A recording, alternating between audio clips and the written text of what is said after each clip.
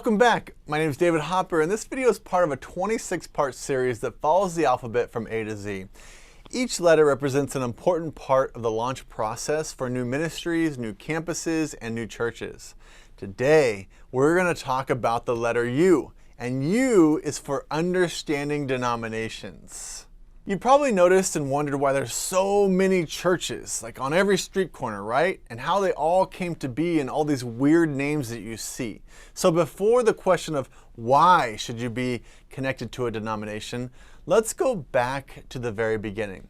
The word Christian, it literally means Christ ones or Christ people. It was the name given to those who followed Jesus Christ. The Antiochians used the word Christians as a derogatory term to make fun of those who followed after Jesus. By the 2nd century, however, Christians adopted the title as a badge of honor. They had a genuine relationship with Christ and wanted to be known as followers of Christ. As the movement grew, the word Christianity became the defining word for all those who claimed to follow Jesus Christ. And by the time of Augustine in AD 354, the term Christianity appears to have become the main word to describe this movement. The word church is translated from the Greek word ekklesia. This Greek word comes from two smaller words. The first is ek, which means out from among, and the second, klesia, which means to call out from among.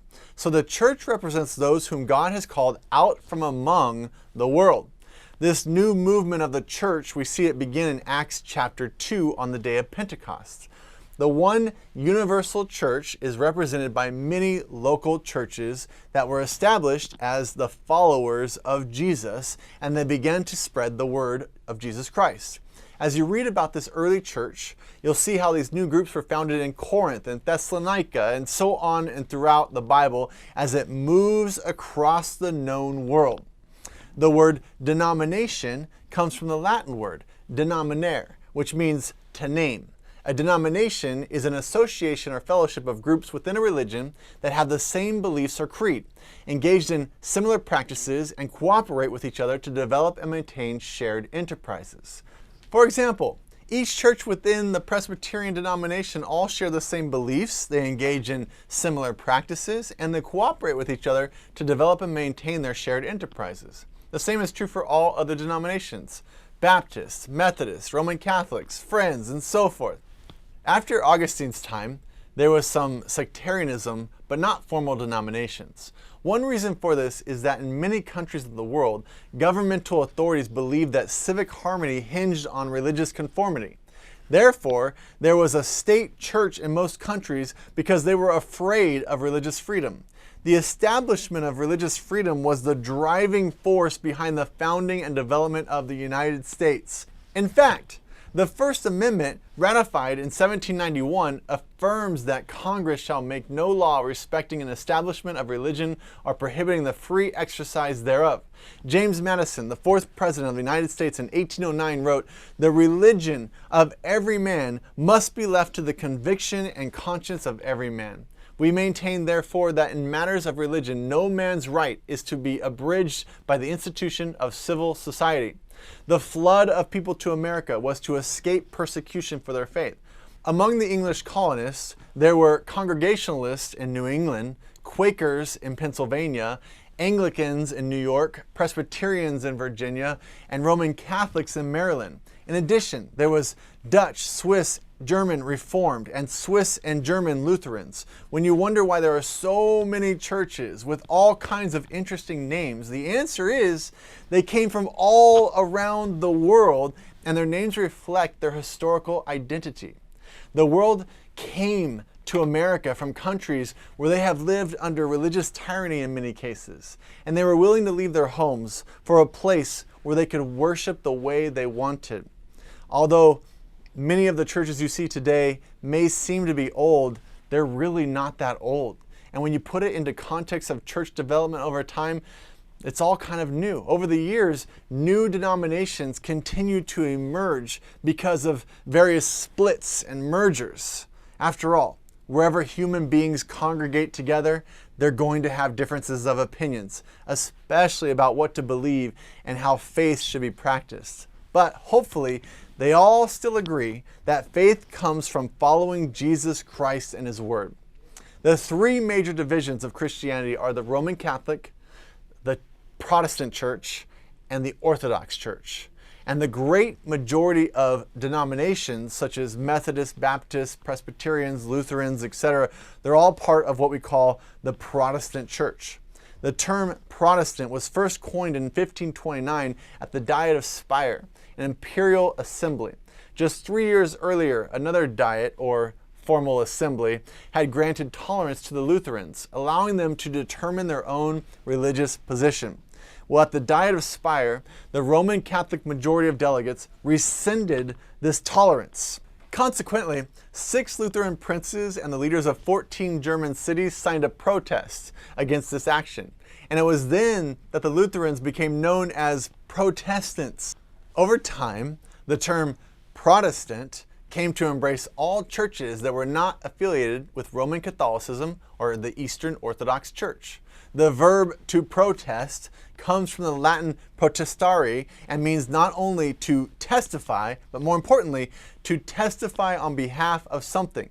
Webster's dictionary gives a synonym to affirm. The Oxford English Dictionary defines it to declare formally in public, testify, to make a solemn declaration.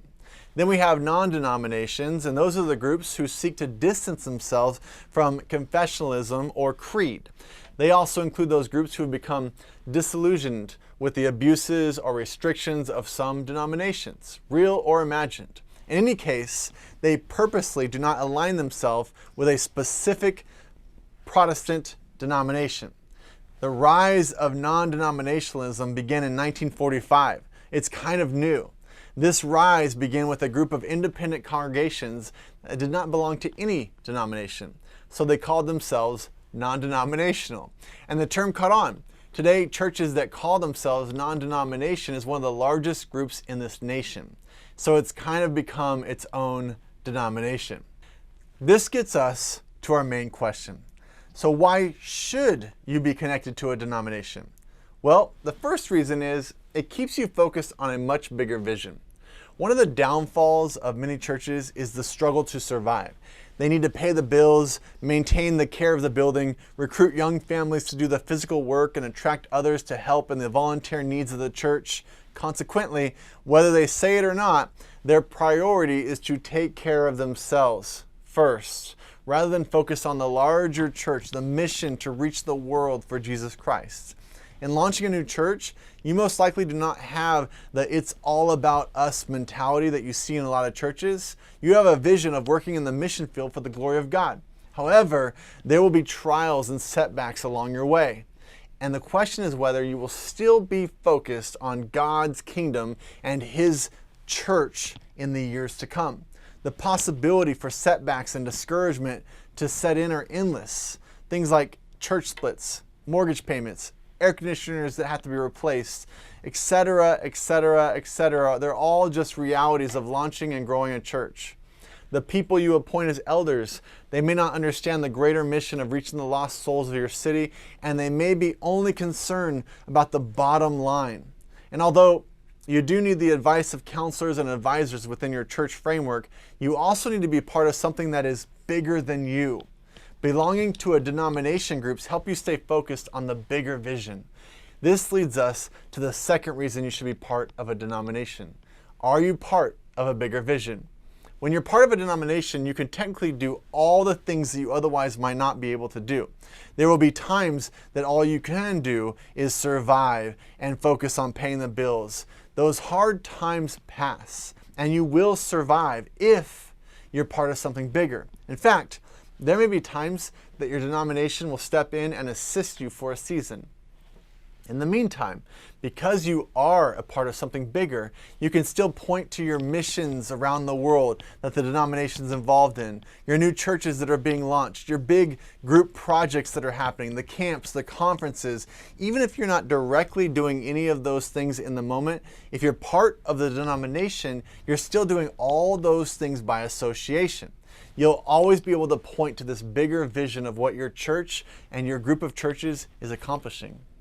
The third reason is you have access to early resources. Other than faith and mission, resources are all those tangible things needed for a launch to get off the ground. There are a lot of hidden costs that come when you first launch a church.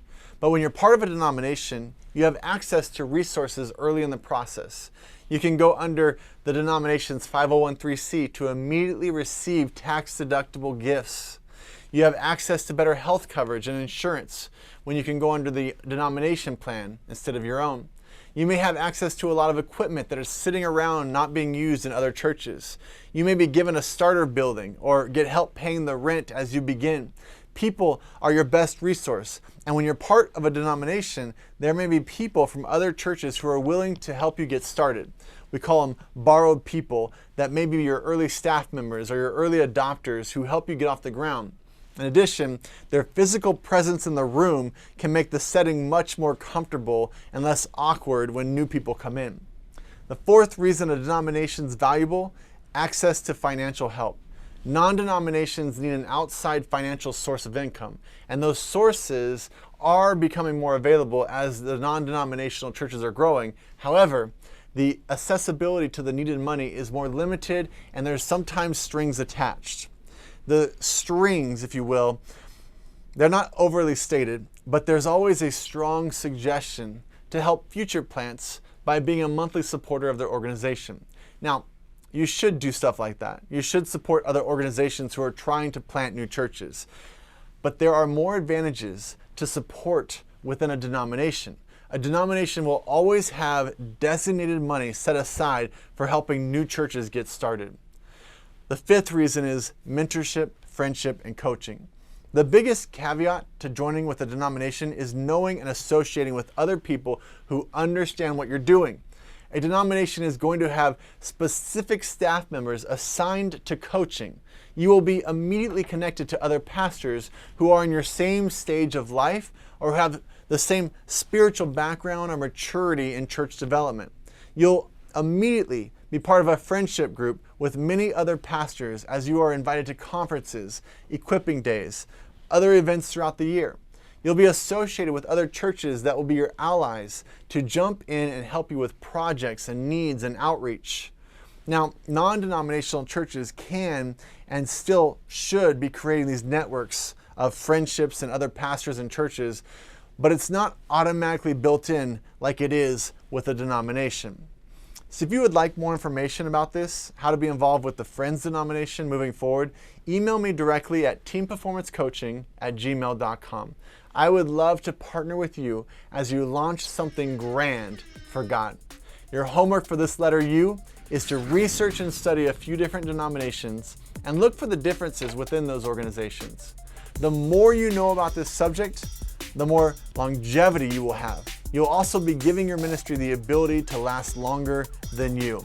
I added a bit more in the study guide to think about, so make sure you take some time to work through those notes. I look forward to our next coaching session together to go deeper, and I will see you in the next video.